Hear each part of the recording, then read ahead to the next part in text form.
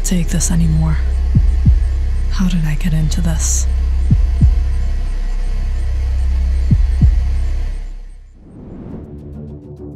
It all started with that phone call. James is a wildlife ranger tasked at protecting the Congolian rainforest in Africa. And over the years of his job, he has seen many visitors, humanitarian organizations, archaeological teams, medical teams, and then there has always been a fair share of hunters and rich collectors who come to satisfy their sense of adventure.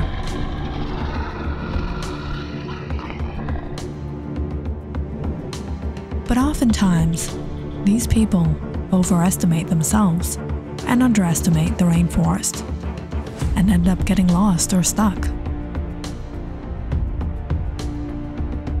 And that's when James comes into the picture, going on rescue missions to bring these people back to safety. It was a few days ago. The Wildlife Foundation received a satellite phone call. It was a woman. Her voice could barely be heard. We need help. We're lost. Some of us are injured. What has happened? Can you give us an approximate location? We hiked beyond the river and got lost. Please help us. We have been lost for more than 8 days. We don't have food, and our phones aren't working. I don't know if I lose network on the satellite, if I'll be able to get contact again. Don't worry. Stay where you are. We're trying to track your location.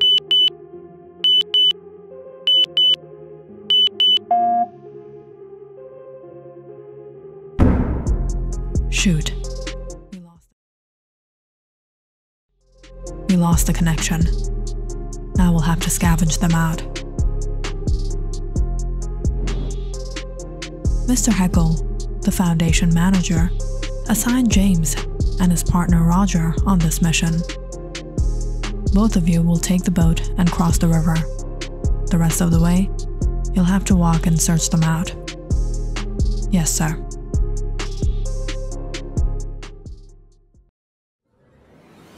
James and Roger were both at the same training camp. Roger was the best ranger. But James used to hate his existence.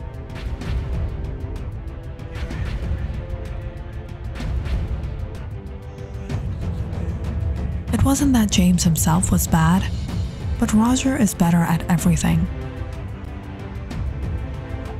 And Roger never misses out on a chance to rub it in on James's face. But James knows, if he can trust anyone with his life, it's Roger. So the two rangers packed their supplies and gear. They set off within an hour of the phone call. But by the time they reached the other side of the river, nearly the entire day finished. There was little light in the evening sky, and soon it would be pitch dark in these jungles. We should stop and make shelter, and continue at dawn. We're 30 miles away from the last place the satellite was detected. We don't have any network ourselves, and the satellite phone is unreliable. We'll have to keep trying, but we can't lose contact with each other at any cost. These walkie-talkies will work in a designated region. We have to work with what we have. Let's get the tent set up.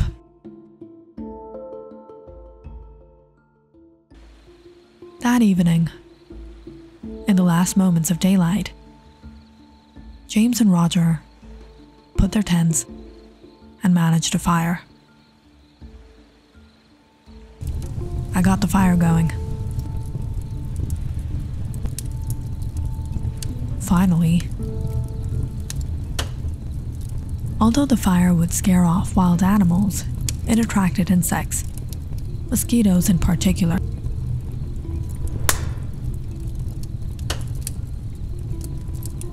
This repellent is useless. Maybe burning coffee will be more efficient.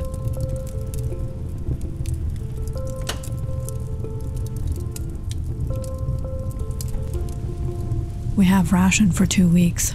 We should be able to find them by then. You never know. It might exceed that. Getting some sleep that night. Early the next morning, James and Roger started hiking towards the last detected location.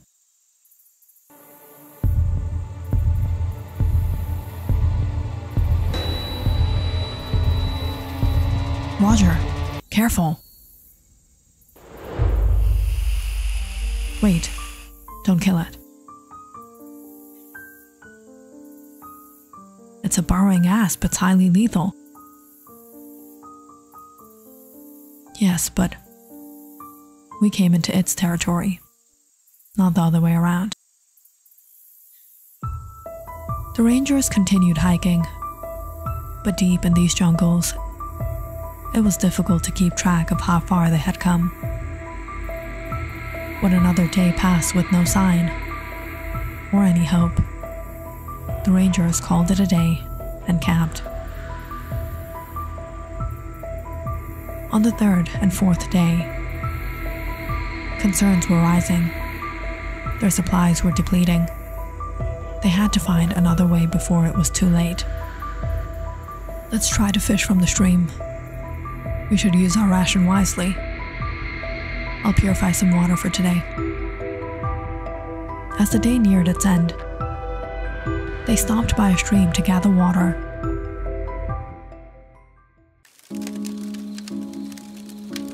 If we go on like this, we won't be able to rescue anyone, and instead, we'll have to return. If we hunt and ration out what we have, we can buy some more time. Now we have to think of a better plan.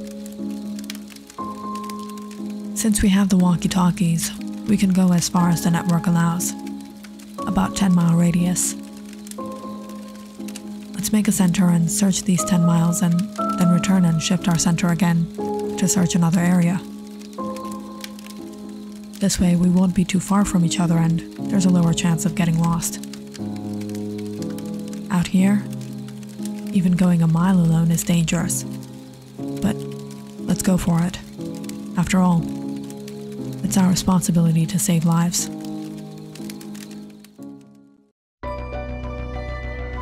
So the next day, James and Roger selected their center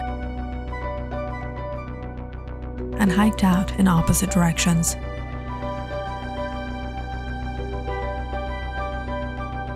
Searching the 10-mile radius.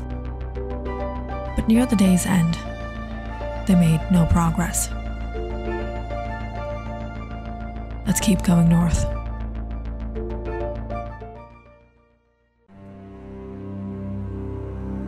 But it was the next day, after the rangers traveled more north, Roger discovered their first clue. James, I found a tent and a stove. They must have been here. That's good. Can you figure which way they must have went? Perhaps northwest. I'm returning to base. We have to keep traveling. I think we're close. The next day, the rangers continued traveling and set apart once again. Roger, is there any update? Yes. I'm pretty sure there was someone here. The place seems disturbed. What do you see? All of a sudden, the connection began to lag, and eventually it shut off. Roger? Roger, can you hear me? Worried, James tried to get in contact with Roger, but it was of no help. At last, James thought it best to return to base. Perhaps Roger would do the same. But as he tried to use his compass, he realized the direction was completely off. He checked his wristwatch, but even that compass was no longer working. Okay, I know the way back. I just have to follow my tracks. Without any choice, James got returning to the center. But it didn't take long to realize he didn't know where he was anymore. In these jungles, every direction, every path looked the same, and any route could lead you anywhere. As night fell, James had no choice but to take shelter.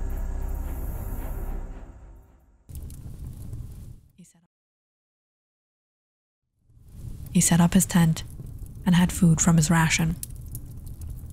I hope he's okay.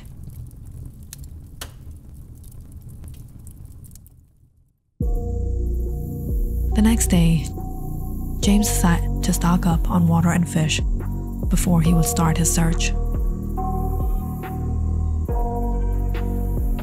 Now, absolutely lost and alone in these jungles, he had to take extra precaution. There was no guarantee of anything anymore. But another day passed, and neither James could contact anyone, nor could he himself make any progress. 3 days have passed since he lost contact with Roger. He hasn't been able to sleep properly, nor does he know even an approximate location of where he is anymore. Tonight, the weather cooled down significantly. There was a breeze in the air that sent shivers down James's spine as he tried to feel the warmth of the fire. All of a sudden, he heard a noise from the jungles.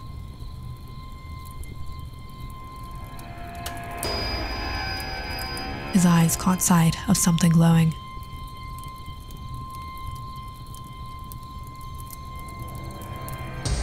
Is that a leopard? James immediately loaded his rifle.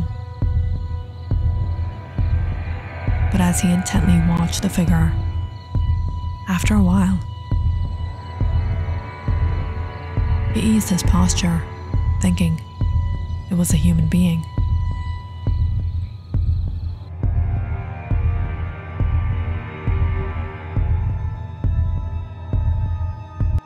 Is that a man? Some kind of monkey or bear? But then James saw something that frightened him to his core. Something he had never seen before. What is that?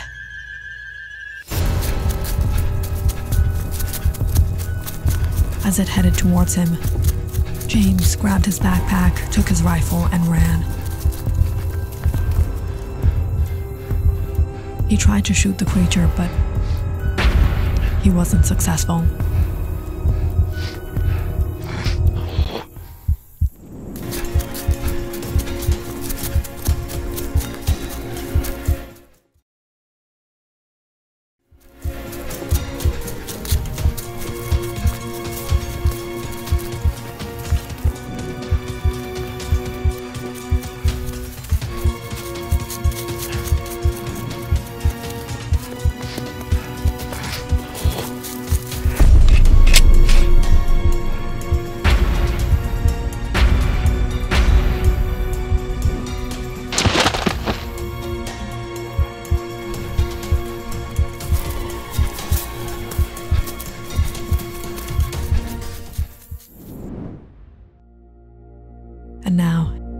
been 2 days since James has been on the run. Wherever he manages to take shelter, he's afraid that creature might attack. He hasn't been able to sleep at all since that night. Where could he be safe? Should I sleep on a tree? No. In a cave? No. By the riverside? And even in the day, he couldn't trust his own eyes. Even the day seemed like night, so deep in these jungles. What am I going to do? What has happened with Roger? Did he run into that creature? Is he alive? Is he injured?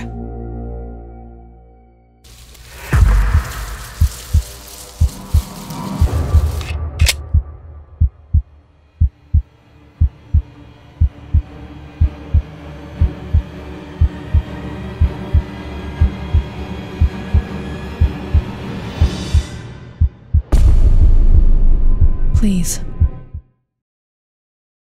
Please. Help me.